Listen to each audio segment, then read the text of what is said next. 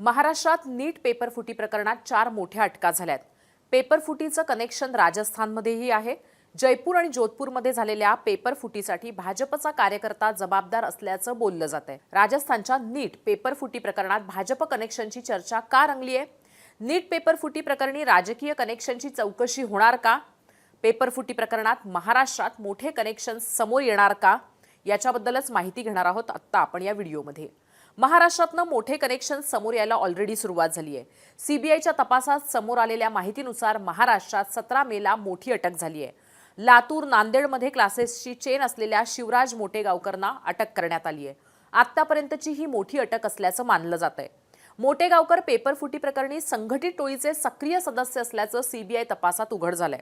तर पेपरफुटी प्रकरणात षडयंत्र रचल्याचा आणि विद्यार्थ्यांना पेपरमधले महत्त्वाचे प्रश्न स्वतःच्या मोबाईलमधून फॉरवर्ड केल्याचा तसंच त्यानंतर हे पुरावे नष्ट केल्याचा आरोप मोटेगावकर यांच्यावर आहे। मोटेगावकरांना अटक करून त्यांचा मोबाईलही सीबीआयने आपल्या ताब्यात घेतलाय। पेपरफुटी प्रकरणात महाराष्ट्रासह अनेक राज्यातले कनेक्शन सध्या तपासात समोर येत आहेत। राजस्थानातल्या नीट पेपरफुटीच्या चौकशीत बिवाल कुटुंबाचं नाव यात समोर आलंय। तसंच या बिवाल कुटुंबाचं भाजपशी कनेक्शन असल्याचे आरोप काँग्रेसकडनं करण्यात आले आहेत। नीट पेपरफुटी प्रकरणी बिवाल कुटुंबाचं कनेक्शन काय आणि भाजपशी बिवाल कुटुंबाचं कनेक्शन असल्याचा आरोप काय होतोय हे आपल्याला या व्हिडिओमध्ये पुढे समजून घ्यायचंय। या नीट पेपरफुटी प्रकरणात मांगीलाल बिवाल, दिनेश बिवाल, विकास बिवाल ही नावं समोर आली आहेत। त्या तिघांनाही अटक झाली आहे। त्यापैकी दिनेश बिवाल आणि मांगीलाल बिवाल हे दोघे भाऊ आहेत, तर विकास बिवाल हा मांगीलाल बिवालचा मुलगा आहे। महत्त्वाचं म्हणजे दिनेश आणि मांगीलाल या दोघांनी यापूर्वीही नीटचा पेपर लीक करून विकला होता अशी माहिती आता समोर येते।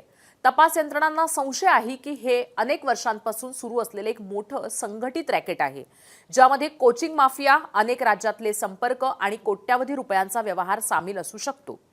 सूत्रांच्या माहितीनुसार मुख्य आरोपी मांगीलाल आणि दिनेश यांच्या चौकशीत हे समोर आलंय की त्यांनी यापूर्वीही नीट परीक्षेचे पेपर लीक करून उमेदवारांपर्यंत पोहोचवले होते।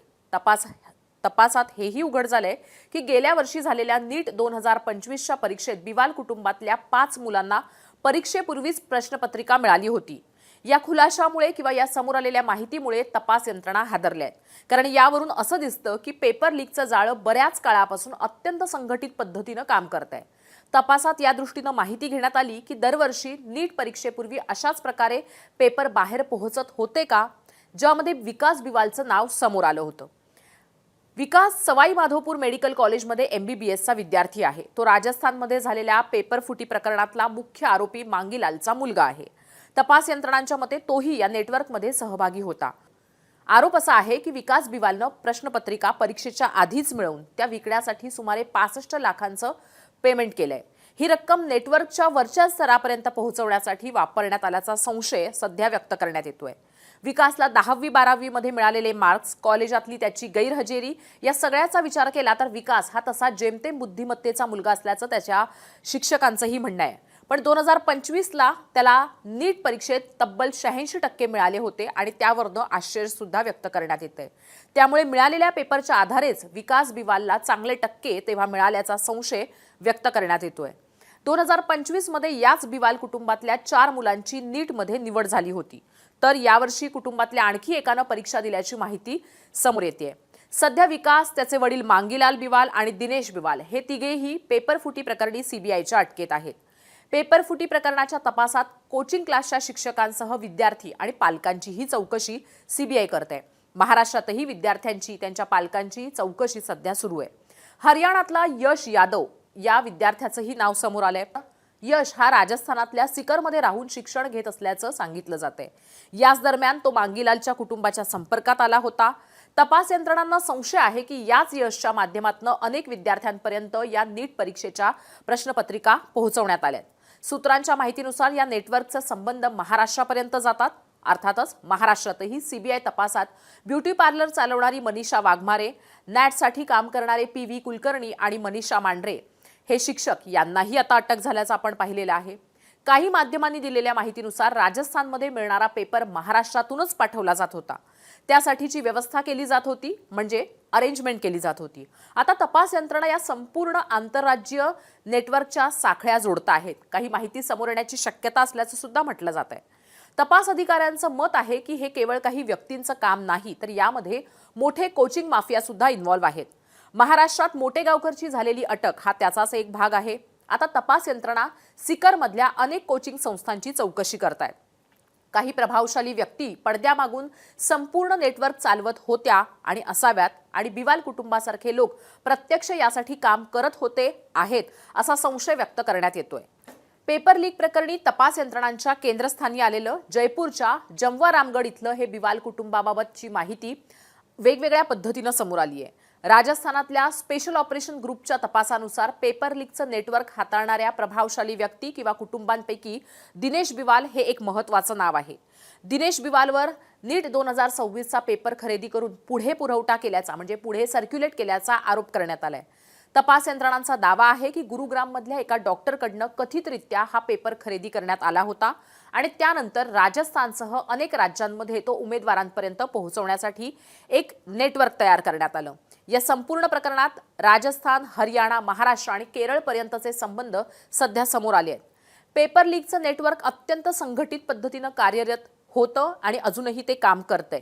लाखो रुपये घेऊन उमेदवारांना परीक्षेपूर्वी प्रश्नपत्रिका उपलब्ध करून दिल्या जात आहेत असं तपास यंत्रणांचं म्हणणं आहे किंवा त्यांच्या आत्तापर्यंतच्या तपासात तशी माहिती सध्या समोर येते. स्पेशल ऑपरेशन ग्रुप आता या टोळीच्या आर्थिक व्यवहारांची, मोबाईल चॅट्सची आणि संपर्काचीही चौकशी करते, जेणेकरून आणखीन काही दुवे, आणखीन काही नावं समोर येतील. पण बिवाल कुटुंबाचं पेपर लीक प्रकरणातली इन्व्हॉल्वमेंट तपास यंत्रणांच्या चौकशीत स्पष्टपणे उघड होते. ही बाब पुढे करून विरोधी पक्षांनी मागणी केली आहे की पेपर लीक सारख्या गंभीर प्रकरणांमध्ये राजकीय संरक्षणाचीही चौकशी झाली पाहिजे. त्याला हे बिवाल कुटुंबच निमित्त ठरलंय आणि त्यातील जास्त जबाबदार ठरले आहे ते दिनेश बिवाल हे नाव. या बिवाल कुटुंबातल्या दिनेश बिवालच्या अटकेनंतर व्हायरल झालेल्या फेसबुक पोस्टमुळे या प्रकरणात राजकीय आरोप झालेत. राजस्थानमधल्या स्पेशल ऑपरेशन ग्रुपकडनं अटक करण्यात आलेल्या दिनेश बिवाल याच्याबाबत सोशल मीडियावर समोर आलेल्या पोस्टमुळे राजकीय आरोप सुद्धा वाढले आहेत. दावा केला जातोय की दिनेश हा भारतीय जनता पक्षाचा सक्रिय कार्यकर्ता होता. जमवा रामगड इथले भाजप आमदार महेंद्रपाल मीणा यांच्या फेसबुक अकाउंटवरल्या दिनेश बिवाल यांच्याबाबतची एक जुनी पोस्ट समोर येते. या पोस्टमध्ये मीणा यांनी दिनेशच्या भाजपचा ऊर्जावान कार्यकर्ता असा उल्लेख करत त्याला लग्नाच्या वाढदिवसाच्या शुभेच्छा दिल्या होत्या. पोस्टमध्ये दिनेश सोबत आमदारांचा फोटोही शेअर केला होता. यावरून दिनेशचं भाजपच्या नेत्यांशी असलेलं कनेक्शन समोर येत असल्याचं विरोधकांचं म्हणणं आहे. पण हे इतकंच नाही तर या दिनेश बिवालनं स्वतःच्या फोटोसह भाजपच्या बड्या नेत्यांच्या फोटोचा वापर करत मकर संक्रांती, नवीन वर्ष आणि प्रजासत्ताक दिनाच्या शुभेच्छा दिलेले बोर्ड आणि फ्लेक्स सुद्धा राजस्थानमध्ये झळकले आहेत. आता स्पेशल ऑपरेशन ग्रुपकडनं झालेल्या अटकेनंतर या अशा पद्धतीच्या पोस्ट आणि हे फोटो, हे बॅनर सध्या व्हायरल होत आहेत आणि याचाच आधार घेत विरोधक आरोप करतायत ते भाजपवर आणि भाजपचं दिनेशशी असलेल्या कनेक्शनवर. तसंच विरोधक यावरून भाजपवर आक्रमक पद्धतीनं सवाल सुद्धा करतायत. भाजपच्या राजस्थानातल्या अनेक नेत्यांनी दिनेश हा कधीच भाजपचा कार्यकर्ता नसल्याचं यानंतर सांगत हे आरोप फेटाळलेत. पण कोणतीही औपचारिक प्रेस नोट याबाबत जाहीर केलेली नाही. भाजपचाच एक नेता बलराम दून यांची एक प्रतिक्रिया NDTVमध्ये आली आहे, ज्यात दून असं म्हणतात की 2011 मध्ये दून जेव्हा जयपूरमध्ये भाजयुमोचे ग्रामीण जिल्हा अध्यक्ष झाले तेव्हा त्याच्या आधीपासूनच दिनेश बिवाल हा भाजयुमोमध्ये राज्यमंत्री होता. तर दिनेश बिवालचं असं भाजप कनेक्शन दून यांच्या या प्रतिक्रियेतनं सुद्धा समोर आलंय. आता तपास यंत्रणांकडनं सुरू असलेल्या तपासात नवनवीन माहिती जिथं समोर येते किंवा आणली जाते आहे तिथं अनेक मोठे मासे पकडले जातील असं म्हटलं जात आहे. त्यांच्यावर कारवाई होईल की नाही हा पुढचा भाग. पण सध्या नीट पेपर फुटी प्रकरणी राजकीय सहभागाचा तपास होणार का हा खरा सवाल आहे.